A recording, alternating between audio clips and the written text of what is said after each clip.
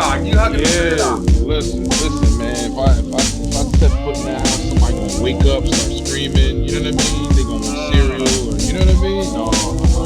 Plus, it's a nice night for us. You know what I mean? So look, we can start.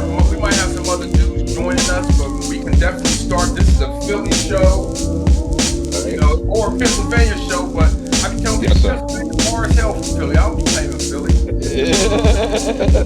Pittsburgh far as hell from Philly. Y'all distance cousins.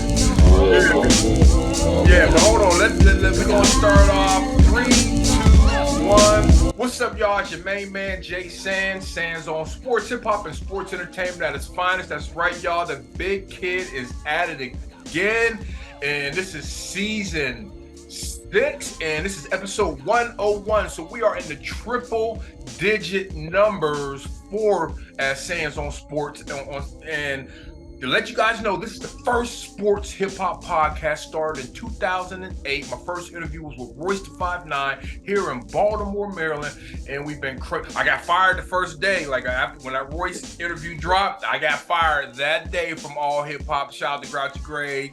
And then, but I still been cranking them out, and we're still cranking them out to this day, 2023. And today, on this day, in sports history, there's been a lot of things that happened today. One thing, Bill Russell got 49 rebounds. Wow. Yeah. On this day in sports history, the brother Bill Russell got 49 rebounds. The Boston Celtics were playing the Philadelphia Warriors. And it was at Boston Gardens, and they won 111 to 89. Wilt Chamberlain scored 73 on this day. So big Will. Yes, sir. Roberto Clemente named NL MVP. Like I said, a lot of great things happened. Rod Carew, AL MVP. So this was a day where a lot of MVP. I think Jose Canseco won an MVP on this day. So this is an ill day in sports history. And the great thing about this is that we're taking it to Philly, Philadelphia, and the city of brotherly love. You know, they're getting a lot of attention. They got Gillian Wallow. They bigging it up. Philly everywhere. You know what I'm saying? So Philly just getting a lot of shine. And I ain't no hater. I could be a little petty hater, but I got love for Philly. You know what I'm saying? So we got two great men on Sands on Sports from Philly on the show today, and we starting off with Reef, the Lost Cause. The first time I met Reef was in Germany. You know, Karen had us in them hotels. Oh man, Count Bass D was on his deathbed. listen. And I've been a fan of the brother, just watching him, because kind of like parallel paths. If he's going, I'm coming, pause. And straight like that. So big up Reef, the Lost Cause. And before we go into that, also my brother who I've been on tour with, my first tour in Europe we did. And I don't have the poster up, but the poster will be going up soon in the lab. Our first tour, the Super Rapid tour, we had a bomb. You know what I'm saying? Sold out, bad dates and everything. My man from Philly, Grand Agent. So fellas, how are y'all doing today? Oh man, I'm blessed, bro. I got no complaints, man. I'm happy to be here. Appreciate the invite. Good to see Reef, and good vibe. Yeah, man. Yeah, I'm in the same boat I'm in the same boat, man. It's been a good day so far. This is the icing on the cake, the cherry on top. Seeing my brother in here, man. I'm just nothing but love, bro. So yeah, it's all good.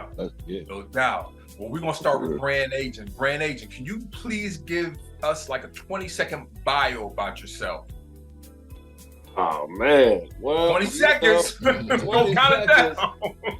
94. I got in this. 97 first single drop. 99 went solo.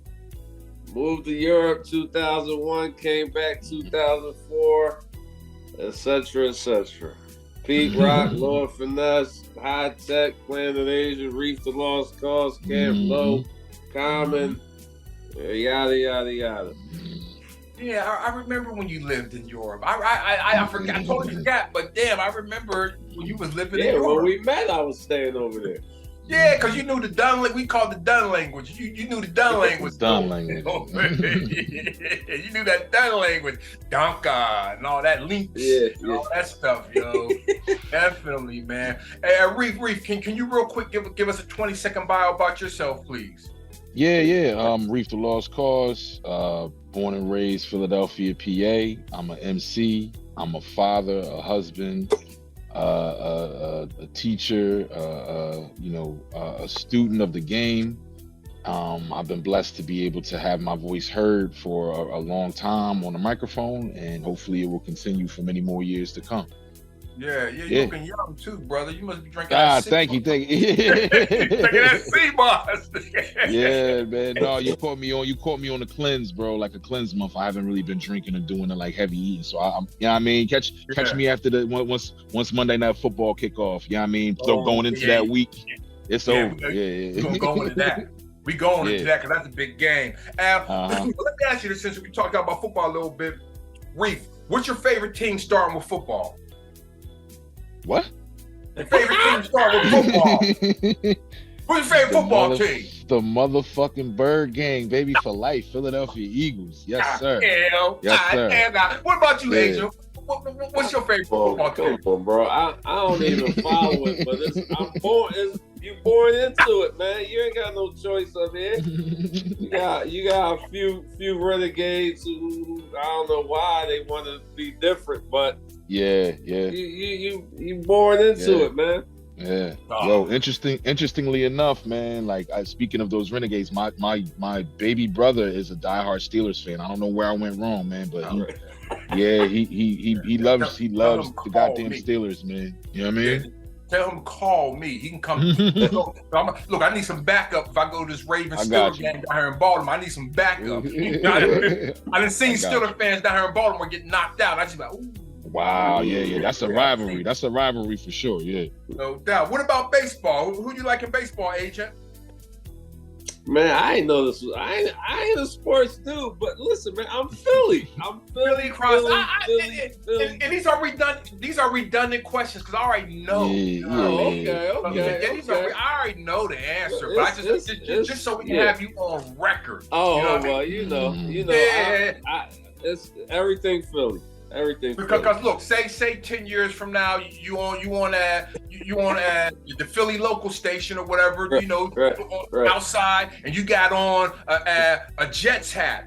No, we're gonna pull your car. Oh, that's the wrong green, brother. What's going on? Yeah, we got you on record. What about you, Reef? Who you like in baseball? Yeah, man, Philadelphia Phillies all day. You're a Philly sweep. You like the Flyers. The team John Bo. That's always going to be number one. I mean, obviously I have, I always say I'll never rep or root for other teams, but I have players that I like on different squads. But as far as like if we talking teams, it's always going to be the home front. Always, yeah. Gotcha. Yeah, and I'm a playoffs dude. When they get hot, I check it.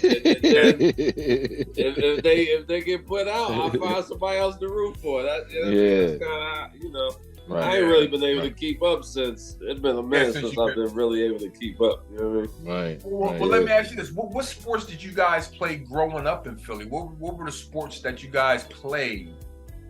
Oh shit! I played basketball. That was it. That was really a basketball and boxing. Basketball and boxing. Yeah. I mean, I dabble in boxing, but basketball, that's all we did. Rough house, what most people call 21. Right. Rough house. You know what I mean? 3-on-3, anything. Basketball was everything as a kid, man. Everything. What did you play coming up, Reef?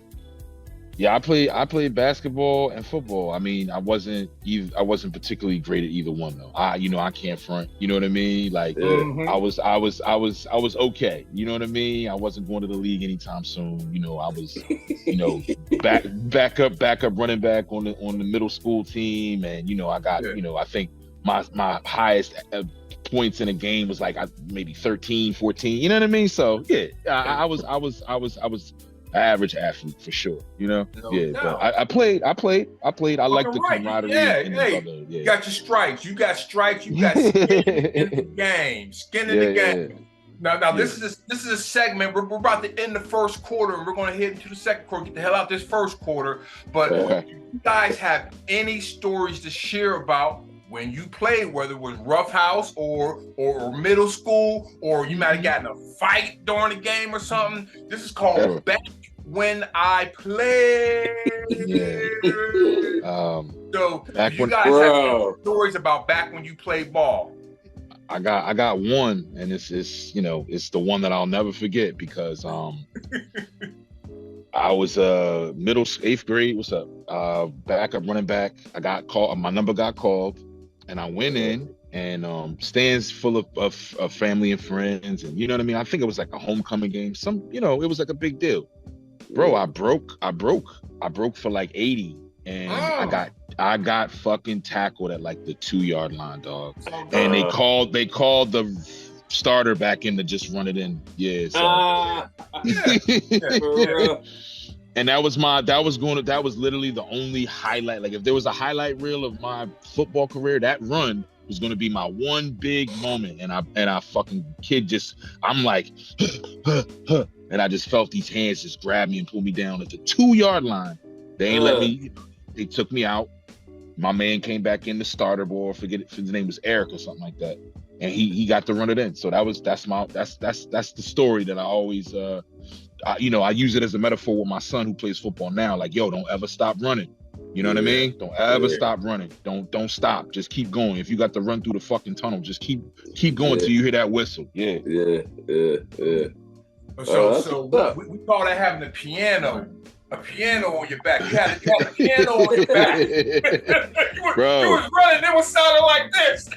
Yo, I was so winded, and you know what I mean? Like, yo, I was like, I was winded, but I was also so excited and happy. I could see it. I could see the goal, and like I literally took my foot off the gas, and I got fucking took. Life lesson.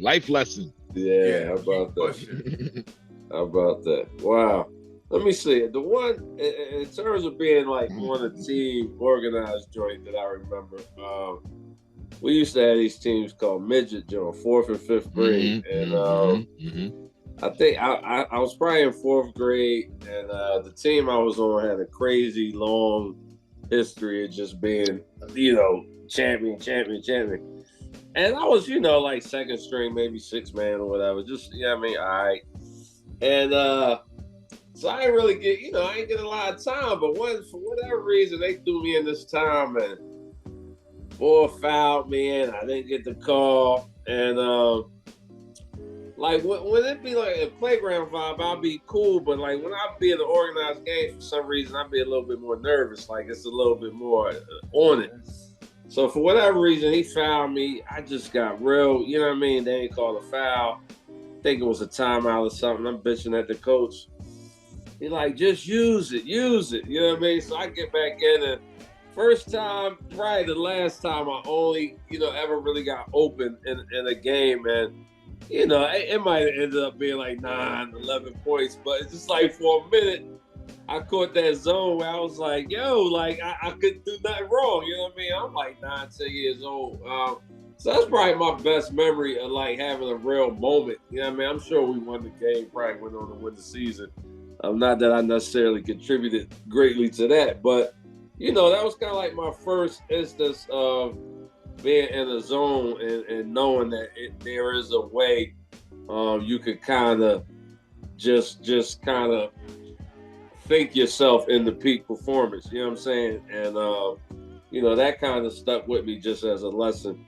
It didn't really apply to sports going forward, but just knowing that mentality and emotion can be channeled, you know what I'm saying, into, you know what I mean, for progress. So that's kind of the one I remember.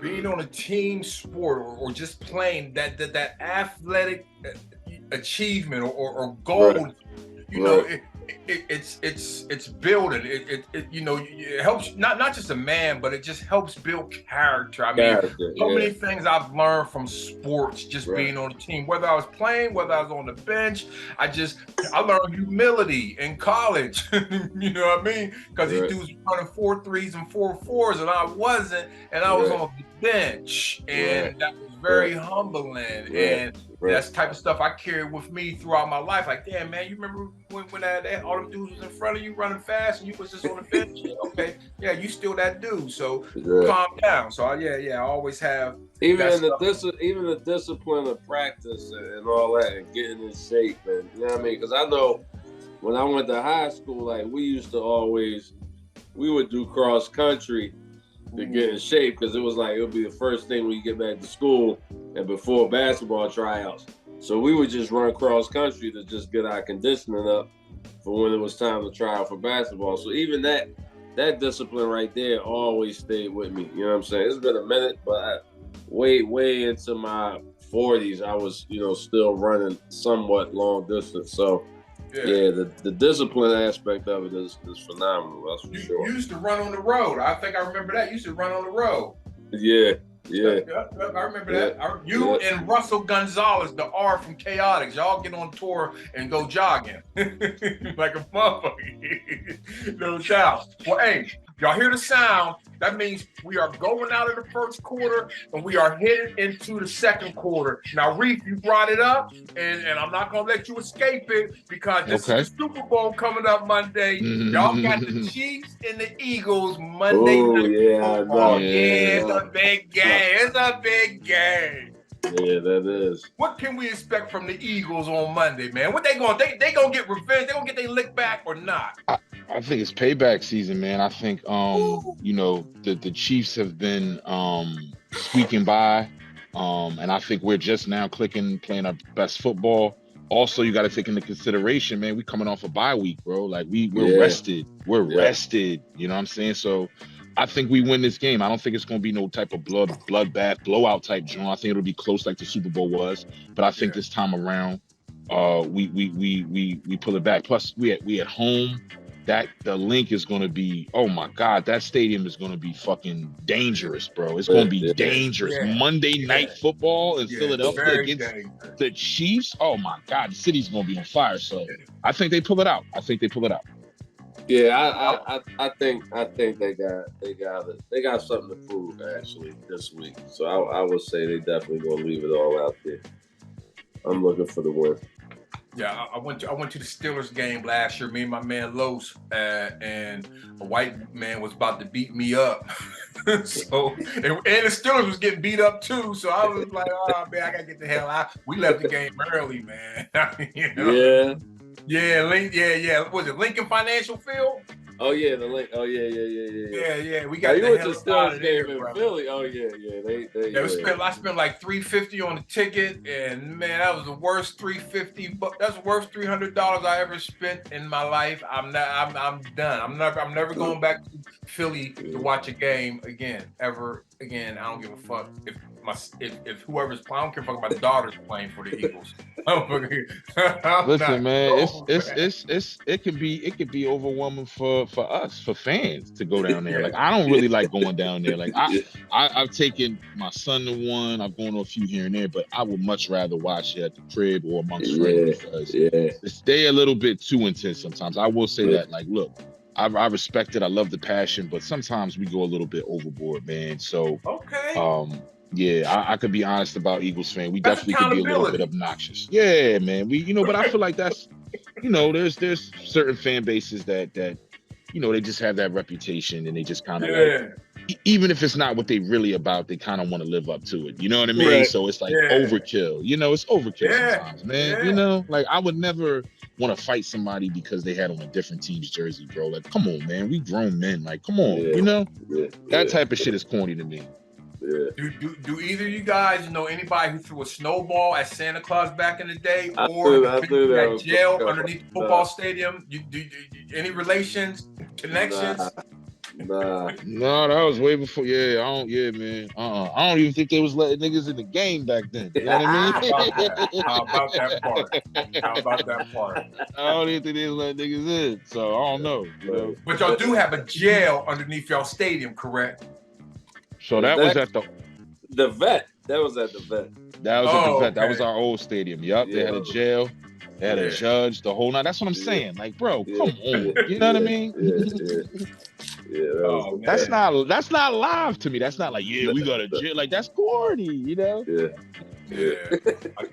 I can dig that. Well, yo, we're gonna slide out the second quarter, but I want to ask you guys again. I haven't been watching that much. I just been watching Steelers a lot. You know what I mean? But I haven't been watching the whole league too much.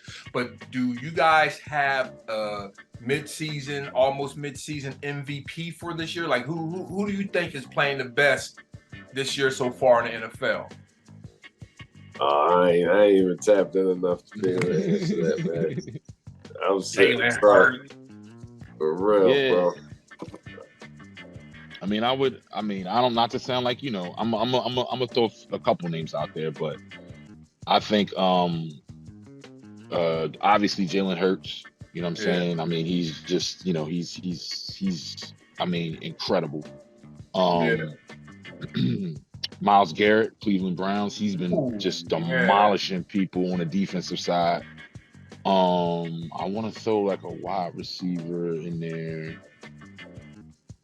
I mean, shit, AJ Brown, man. You could throw AJ in the mix. You know what I'm saying? Like, you could throw AJ in there. You could throw I got respect for AJ Brown. Yeah, I mean, look, Patrick Mahomes is always going to be in the conversation. So you know, and the young boy from Houston slinging a rock like he Franklin James.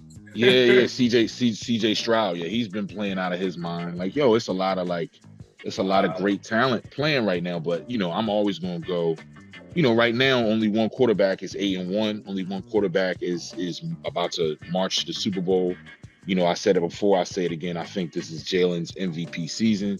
He's going to do it. You know what I'm saying? Like, I'm calling it. Jalen Hurts is going to be MVP by the end of the year. Word. Okay. Well, guess what? I heard that. I was gonna say TJ. I'm gonna keep my goddamn mouth shut. Yeah. Okay. We are going out of the second quarter in the halftime, fellas. Grand Agent don't. You don't. I'm the only one with gray, but we still we're above 40 crowd. You know what I mean? And I want to ask you guys for halftime. What are some of the things you guys do to stay healthy? Like what does Grand Agent, what does Reef the Lost Cause do? Whether it's going to the gym, whether it's eating right, whether it's getting your checkup, whatever the hell. What are you guys doing to make sure you're here the next 20 years?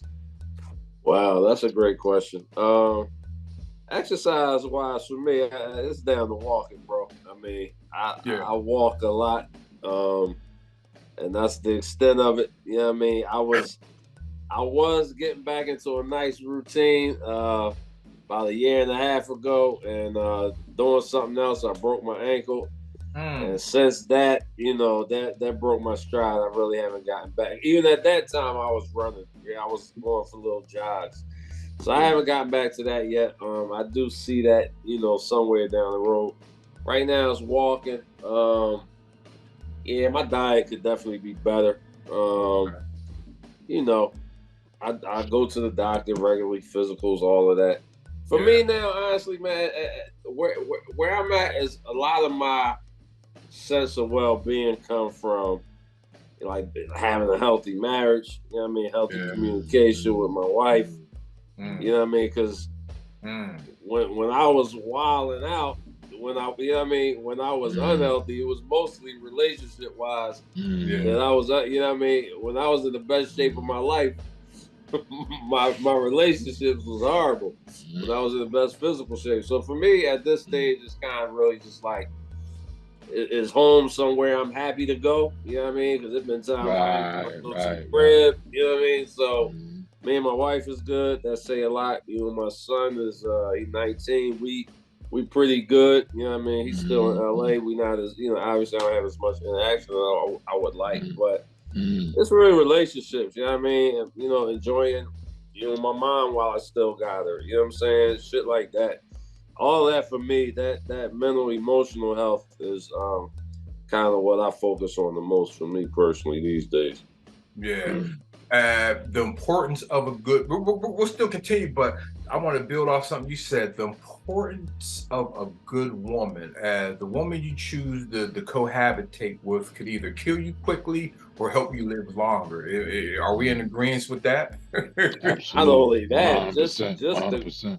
the quality of life, the trajectory, the shit you can get done and you can't get done when you know what I mean? Like, yeah, man. When you gotta constantly be putting out fires, or you got somebody who, you know, you're supposed to be doing something together with, you end up, you got another kid you raising, you like, yo, what the fuck is going on here? So, yeah, man. That's the number one quality of life factor for me. You know what I mean? Yeah. Hey man, listen, man. If it's one thing that fucking this social media landscape we living in has shown me, it's that I picked a perfect woman because you know what I'm saying. She not a part of none of that bullshit. You know, none of the drama, none of the you know what I'm saying. Putting our business out on the street. She's old school with it. You know what I mean? Yeah. And like that right there is like. That alone takes so much pressure and worry off of you when you don't know whether your woman's going to be on some like, oh, I'm going out tonight. You know what I mean? Like, no, we at the crib with the babies. You know what I'm saying? Like, you know what I mean? Like, yeah. And don't get me wrong. She, you know, she does her thing. We both do. But, you know, it's not one of those things where it's like, we can't count on each other. You know what I mean? We're able to count on each other. Like, I know that if she says she gonna be somewhere, she gonna take care of something, she gonna do it, and I'm gonna do the same thing. And right there, that's, yo, bro, you gotta look at it like 90% of relationships don't have that real shit. You know what I mean? So if you got that, oh, you winning out here. Yeah. How important is it? Because I told my man, I was like, yo, man, if you live with somebody and you're not saying please and thank you all day to them, then you're living in a hellhole. You know what I mean? Like, that's how we communicate in our house. Please, thank you. Please, thank you. Please, thank you. Please, attitude. So what? Thank you. Throw that. Right. Yeah, but yeah, man. That's cool, man. I'm glad you guys, you know, talked about that. You know what I mean? Because a lot of people don't understand what that good woman can do, and also I think about the ones where, you know, I look at now like, man, wait, I probably could have dated her. I'm glad I didn't. I'm starting to see a lot of that. Like, I'm glad that one got by. No, you see all that shit later down the line, man. You know, all the girls that was, oh, she bad, she this and that, but then you see like, it's much deeper, you know. All right.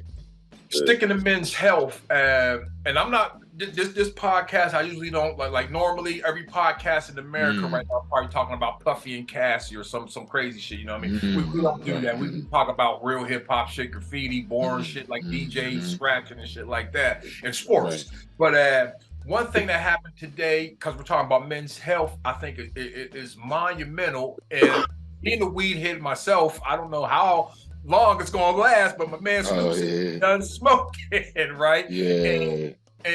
And just common sense, you know, because I'm, you know, my friend, shout out Dr. Tony Abdullah, he's like, yo, Jay Sands, if you're always that health conscious and all this and that, then why are you smoking? I was like, well, man, I like to get high, man. What the fuck about that?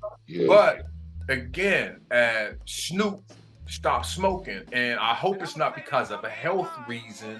I really hope it's not that, but is that the type of direction we need to be headed now? Is that the guys who not gave us those habits, but were, you know, hey, gin and juice, smoke weed and all that. Well, hey, we're in our 50s now.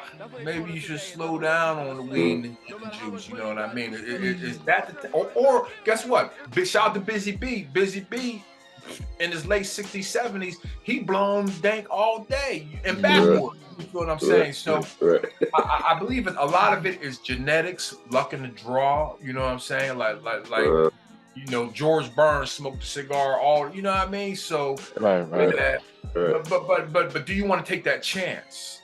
Do you want to, you know, take that chance and see if you're the one that can survive, or if you're the one that's going to get lung cancer or whatever? So I just want to get you guys' thoughts on Snoop stop smoking?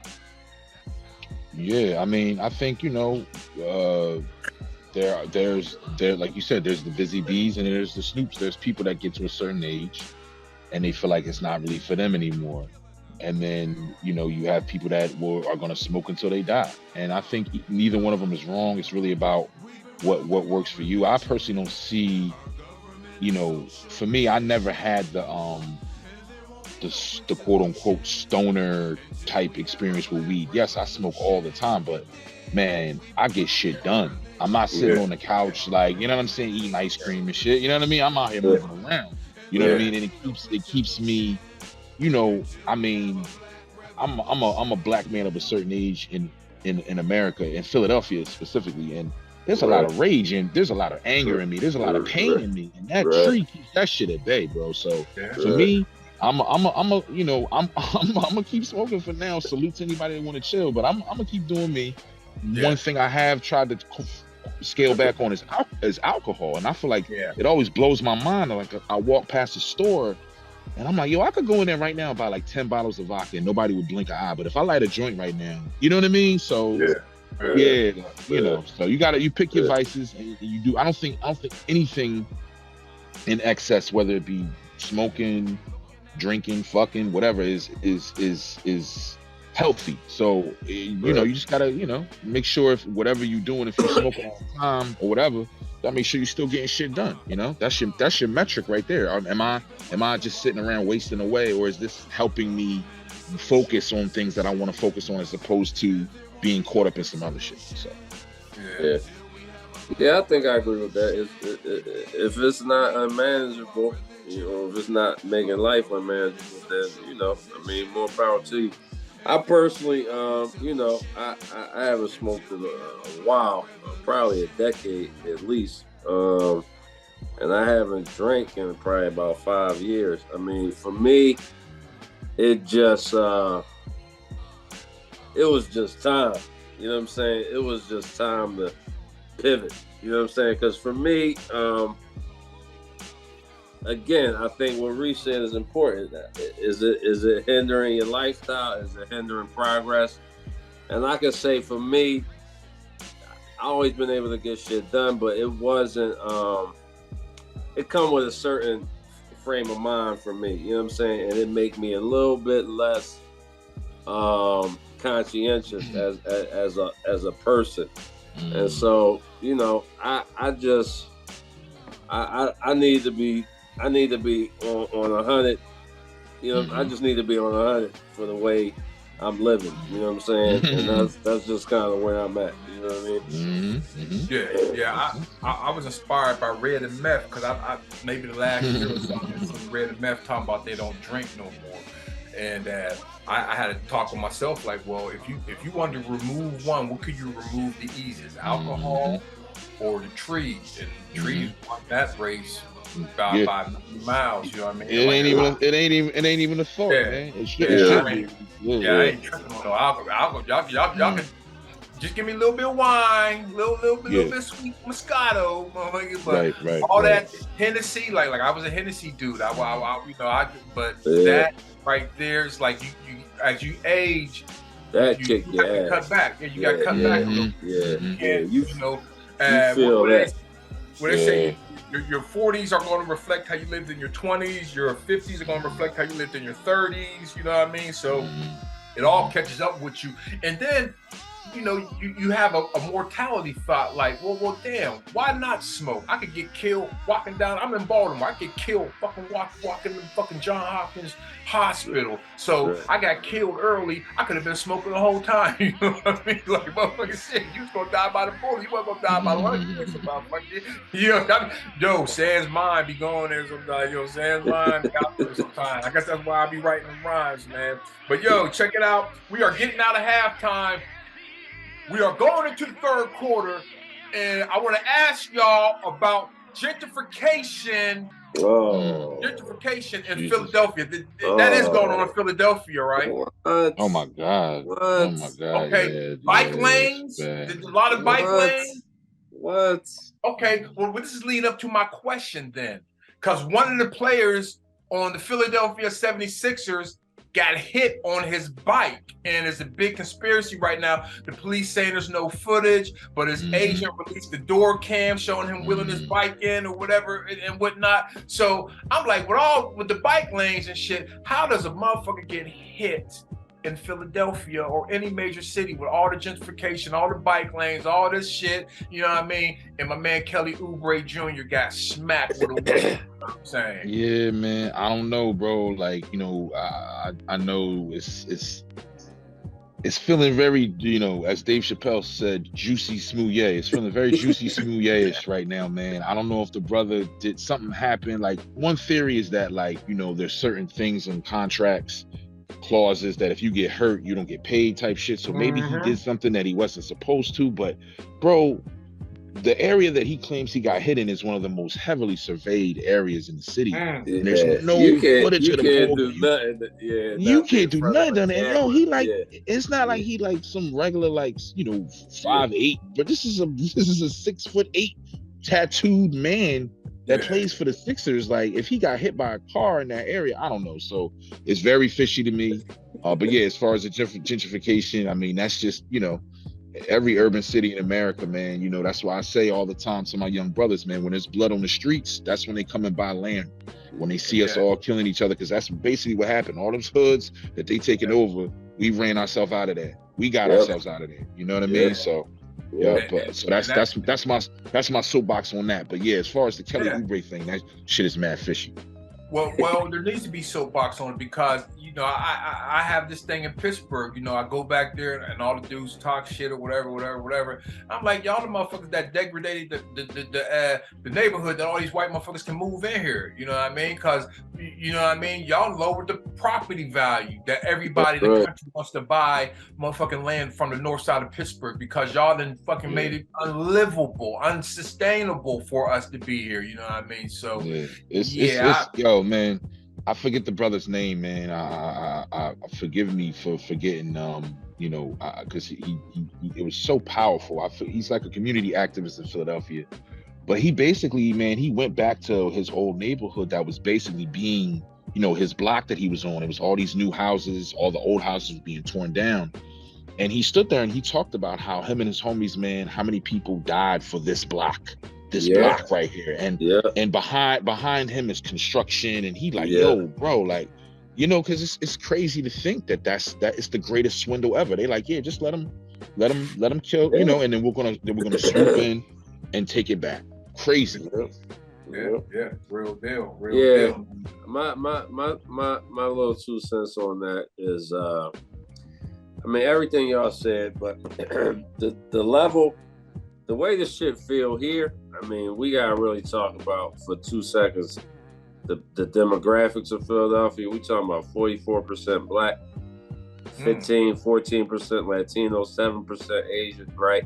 There's more brown people here than white people. Like, you know, 60 to something like 65 to 37, 63 to 37. So and I had the experience of like moving back here after being in different places for just like 12 years, you know what I mean? And the shit low-key feel like ethnic cleansing, bro. You know what I'm saying? Like, it was spots where you know what I'm saying? Like, first of all, you come back, you see, damn, it's new hoods. It's hoods where it wasn't hoods before, up in the Northeast and all that type of shit, right? Pushed them out. Yep. And then you see, like, it's crazy. Like, it's spots where I used to didn't really like to be bothered down North Philly because of how niggas act, right? And then now it's like, I don't want to be down there because they down there. Hey, down there. In the cafe, on the sidewalk and shit. I mean, same block. I used to be like, these niggas be bugging around here. Now it's like, I got to walk around some chairs on the sidewalk. You know what I mean? With dogs next to them. A little dog, I was going to say a little dog, yeah. So it's on an ethnic cleansing level for me, man, because it's like, yo, what? Yeah, man. I mean, it's some grimy blocks in Philly been turned around, man. I've seen them. The Greek picnic I've been up. I go to see I got Kappa shit. Greek, what? I seen 6-year-olds, 8-year-old kids bad in the motherfucking drink. I'm like, God damn, where am I? This is a third world country? No, it's Philly. Philly, Philadelphia, man. Yeah, some of them same blocks now. You see a white chick walking a dog. Well, hey, we're getting out of the third quarter. We're going to hit out the third quarter, and we're going to roll to the fourth quarter and get the hell out of here. Because as y'all see, there's a game going. There's a couple games going on right now. Yeah. I'm about to go back in here and put that joint back on. Yeah.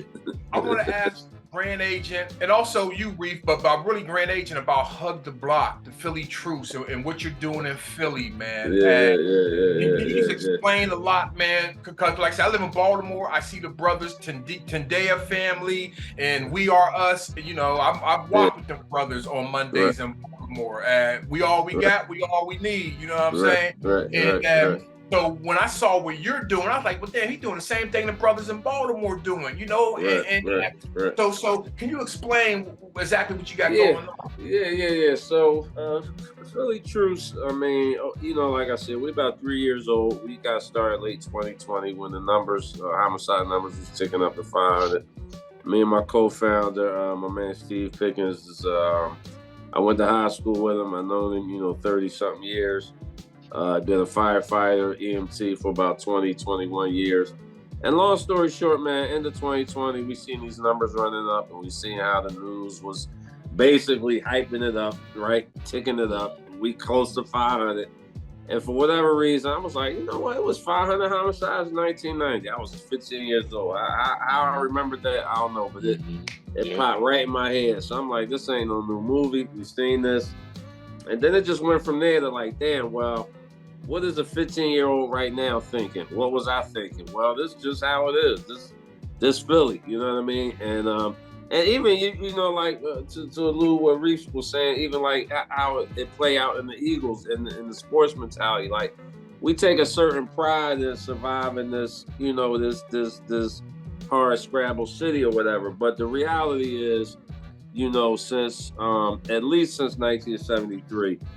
It's been average 350 homicides, and 80 to 85% of them been black men killing black men. So what we are really is sustainable black manhood. And that for us, that's community accountability. So we do a few programs. What you talked about, Hug the Block, is called Peace Patrol. We just finished a campaign, 77 nights, hitting the blocks most impacted by gun violence per the DA's list. Blocks with 10 or more shootings. Really just try to engage the community and specifically to men to come out and reclaim our neighborhoods. We got the Philly Truce app, which is a violence prevention tool, getting people engaged in mediation, getting people accustomed and conditioned to being preemptive when they have knowledge of shit that they know is going to go down. They just might not know when, but they know who's involved. And we get it. We ain't fucking with the police. We all get that. But that's no excuse to let us or our children really kill one another. And then the third thing we do is called Safe City. I'll just call it Safe City Boys. We work with young brothers 11 to 17, 11 to 15 sometimes. And it's basically about social emotional literacy and community service. And, that's kind of just what Philly Truce is. And Hug the Block was that specific campaign, but it put us in a good position.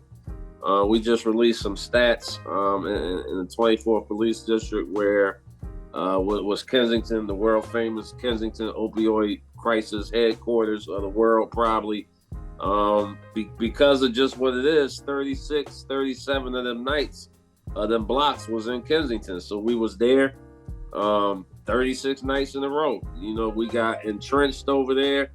People began to know us, and we released some stats, I think yesterday, the impact over there, and it was significant, year over year when you see when we out and active, the visible deterrence work. It's a simple thing. People don't believe it, but if some men come out and they know you not with the dumb shit, they gonna at least have to go around the corner while you right there. And if you around enough corners, ain't gonna be nowhere to go. So they gonna have to take their ass back in the house and think about, when they gonna shoot this motherfucker. And all that time, they might be calming down. You know what I'm saying?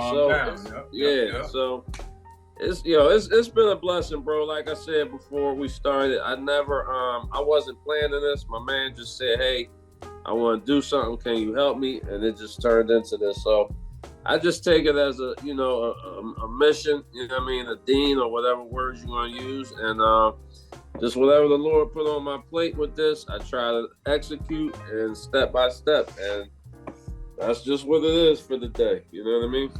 Yeah, because I look at it like, the government, we can't expect the same government that's done all the stuff has done to Black people since we've been here. We can't expect them to save our kids. And I don't believe it's really about saving ourselves more than it is about saving the kids, giving them a future, an opportunity. These kids are dying 13, 14, 15. Like I said, in Baltimore, they're dying so young. A 13-year-old shoots a 12-year-old. When I was 12, I couldn't imagine, having shootouts, but it's repeating. Parents that shouldn't be parents. We got parents taking their 15-year-old up to schools with the pistol going at the, parents are encouraging the behavior. So it's just, again, I commend you, Grand Agent, because again, it is what we talk about. Like salute, bro. Forget the talk. That's what I was gonna say. Yeah. You put it into action, brother. Yeah. Yeah. You forget the talk. We got to do. We can't, like, we got we've had Black mayors in Baltimore for years. Brandon Scott's the mayor now. Young brother. I like what Brandon Scott is doing. But we can't expect him to save the city. It's about every individual pouring in and doing some work. Just do a little bit of work, whether it's a little bit of mentoring, whether it's you don't got time to mentor. Well, we'll give a little bit of money. Give a little 20, give a little 50 to do some organization or something, but we have to start doing the work. We can't wait for the grant to kick in. We can't wait for the the damn governor to show up. No, we gotta, because these kids are dying every day. So every day. And kind of making a little shift, because we are talking about kids. We have the legendary Little League coach of Philadelphia, parent, dad, coach, Reef, the Lost Cauze. I just wanted to talk about Little League football too, because again, the Little League football kids right now, these are the ones we're trying to protect. We're trying to have a world set up for them. Again, it ain't about us no more. We're done. We're sticking a fork in us. It ain't about us no more. It's about them kids. So can you tell us a little bit about what your experience as a Little League football father, but also what you're seeing in the kids as well? I mean, for me, it's been a beautiful, experience. My son is an all-star running back. Like, he's one of the best kids out there. So as a father, I couldn't be more proud. But what I love about him and his teammates especially is that they, like, it's one of the few times, man, where there's no posturing. Kids are so, like, programmed to be cool and to be like, and this is like, it breaks all that down. They're brothers out there, man. They love each other. Like, they express their emotion through tapping each other on the helmet. And you know what I'm saying? Like, giving each other, like, they play for each other, and the friendships that come from it. I think that youth sports is one thing that if God willing, he sticks with it, I want my son to continue to participate in for as long as he can, because it keeps him busy, keeps him off the street, out of the dumb shit. I told him the other day, man, because he was, like most kids, he wants to hang at the playground or the schoolyard. And I was like, yo, them kids gonna be in the schoolyard tomorrow. They're gonna be in that schoolyard Friday. They're gonna be in that schoolyard 5 years from now. You know what I'm saying? Like, you got a choice on whether or not you want to hang out there or you want to go to practice and better yourself and learn something. So I think it's beautiful. But it ain't just football, basketball, tennis. You know what I'm saying? Golf. Look, if you have a child, or you know of a child, or know of programs that offer that type of service, get on it, man. So but I will say that the only thing that kind of ruins it is the parents. Like you just said, stick a fork in us. We're done. Like, yo, you can't be out here living your dreams through your children, man. Like, you gotta have dreams of your own, baby. It ain't too late to have dreams of your own. You know what I'm saying? Like, so that's the only thing that ruins it is the pressure. I feel terrible for a lot of these kids because they're getting screamed at. They're being, you know, and then the parents wonder why they're a nervous wreck out there fumbling the ball because you keep screaming in his fucking face, dickhead. You know? Right. So I will say that they ruin it. But yeah, youth sports have been integral part of my son's life and my family's life, and he's learned so much from it. The discipline, and you know, it's actually made him a better student, a better, you know, all around kid. I mean, he already had it in him, but like, you know, and again, it don't just got to be sports. You know, you could get them into acting, you can get them into painting, whatever. Just give them something that gives them like that right there is one of the roots of the problem. You know, I work for a program called Beyond the Bars, which is, you know, we set up music studios all over the city, give music instruction to kids. 90% of this shit is like we just left them outside with nothing to do and just didn't care, you know. And we let it rot and fester until now we have a whole generation that, you know what I mean. So it's on us. So brother, I've always loved and admired you and supported everything you did, but what you're doing right now beyond this music shit, man, it makes me so proud to know you, black man, for real. I mean, I appreciate you. I appreciate what you're doing, man. I appreciate what you're doing. That's what's up, brother. Thank you. The importance of like my daughter's 14. She comes in from school. She's dead tired, but she got to go to a class and after school and whatnot. And it's about keeping your kids busy. Like my daughter's too tired to do any dumb shit. You know what I mean? Just basically, she has so much to do that she you know what I mean? So, but a lot of kids, like I said, they don't have that. They don't have, even us growing up, we probably didn't have the type of stuff that I have going. Like I didn't grow up with a parent just over your shoulder every night on that homework about that. But that's stuff we do now. You know what I mean? And that is important to make sure that your kid's schedule is filled up, especially a young boy, like a young man. Especially a young man, you know what I mean? Because a girl gonna chill a little bit, hopefully. But a young man, it's good. Hey, I wanted to say this earlier during halftime. We was talking about quality women. Hey, fellas, if you got a woman out there that ain't got no twerk video on the internet, you know where they go like this, they go. Then they look behind and they act like they ain't messing around with that little bullshit. Bruh, if she ain't got one of those out there, she's a keeper, brother. So make sure you, because it's far in between now, man. Shit, hey, yeah. That's real, because you be saying some Jones on there like, damn, this is the last thing I expect you to be doing on there.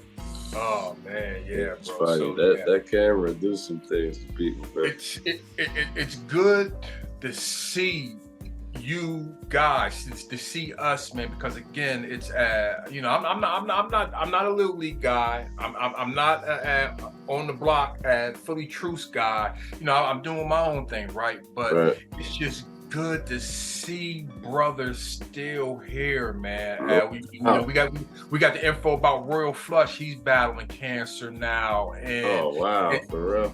Yeah. He has lymphoma, blood cancer, and that's a very aggressive cancer. So shout out to Royal Flush. We just want the best for him, but we're getting there as far as age wise. Where again, you know, it's good to see brothers, man, doing what they're doing. You know what I mean? And just know it's love and the support. Can't wait to get to Philly. I'm not going to a fucking football game, maybe a hoop game, but I'm not going to that damn football stadium because the white man almost whooped my ass. That shit would have been in Jet magazine. My white man in Philly, man. No doubt, man. Well, hey, y'all hear the sound? That means the game's over. The game's over. And man, y'all did the damn thing. Y'all was like Maurice Cheeks and Dr. J up in this motherfucker, man. No doubt, holding it down, Philly style. Hey, they won the chips, so that's the team to be right there. Okay. Have you guys ever had the Philly cheesesteak wrapped in the Philly pizza? And it's okay. That's too much. I would never. Too much. Yeah, Well, anyway, man, We're getting out of here. I just, on my outro, I just want to give a shout out to Old Dirty Bastard. Passed away a long time ago, but the pass away date was 2 days ago, the 13th. Always love Old Dirty. Always love the Wu-Tang. Big inspirations. And it's just, hey, man, RP ODB. Now, Reef, can you let everybody know what you got going on as far as the music, how they can get verses, how they can find you on social media, this, that, and the third? Yeah, man. At Lost Cause on Instagram, and I guess it's Twitter. I don't even go on it no more. Reef the Lost Cause on all streaming platforms. And yeah, I got some new music coming early next year. Check me out. Yeah, I mean, I appreciate you having me tonight. It was such a lovely surprise seeing my dear old friend. This was dope. This was dope. So thank you for having me. My man Jared, Grand Agent. Just did the same thing, man. Well, you know, Grand Agent is out there, searchable, but you know, man, I'm Philly Truce. I'm heavy on the Philly Truce right now. So, and yo, man, and we just got hacked on IG, so I need everybody to go hit my new IG, Philly.Truce, because I'm still trying to get that back. I got hijacked. Yeah, they out there, man. They out there creeping. It was a nice little roll too. So Philly.Truce, or go to phillytruce.com, see what we up to, and most importantly, as Jay Sand said, if you ain't gonna come out, send your money out. We can always use a few bucks. Yes, we sir. Out here, we doing the work, and that's it. phillytruce.com. Grand Agent will be around. Grand Agent will be back as soon as I get some time. But this is where my heart at right now, and this is hip hop, baby. This is living it. The most important part of it. So I got translated. He said, if y'all want a verse, you better go ahead and get a Brinks truck, back it up, bring it to George Washington Bridge, and then we can talk turkey. But contact Jay Sands first, because he's the manager. So when y'all get this big contact Jay Sands, and he gonna manage it. But yo, that's what's up. Love you, man. Thank you. Love Fans you. on Sports, episode 101. I'm Jay Sands. That's Reef the Lost Cause. That's Grand Agent. This is Sands on Sports, and we out of here. Peace. All right.